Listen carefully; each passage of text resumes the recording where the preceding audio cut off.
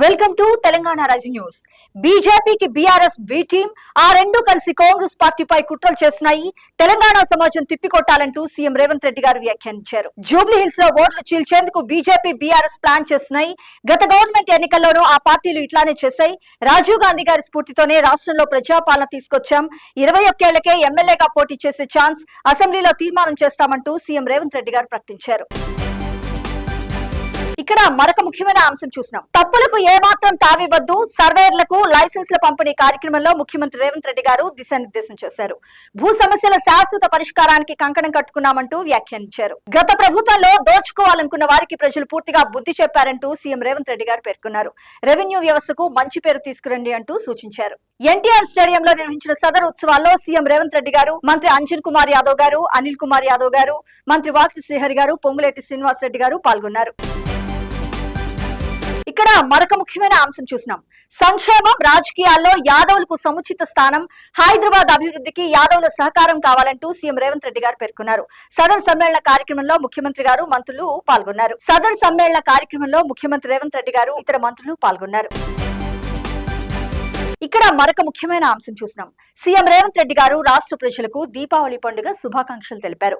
2 ఏళ్ల ప్రజాపాలనలో ప్రజల జీవితాల్లో చీకట్లన్నీ తొలగిపోయాయని, అన్ని వర్గాల సంక్షేమం అభివృద్ధి జయంగా ప్రజల జీవితాల్లో ప్రజాప్రభుత్వం సరికొత్త వెలుగులు తీసుకొచ్చిందని సీఎం రేవంత్ రెడ్డి గారు పేర్కొన్నారు. చెడుపై మంచి సాధించిన విజయానికి ప్రతీకగా జరుపుకునే ఈ వెలుగుల పండుగను రాష్ట్రంలోని ప్రజలంతా ఆనందోత్సాహాలతో జరుపుకోవాలని పిలుపునిచ్చారు. ఇక్కడ మరొక ముఖ్యమైన అంశం చూసినాం.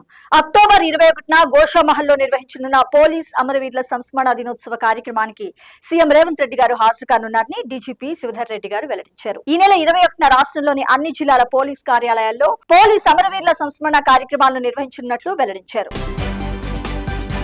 ఇక్కడ మరొక ముఖ్యమైన అంశం చూసినాం.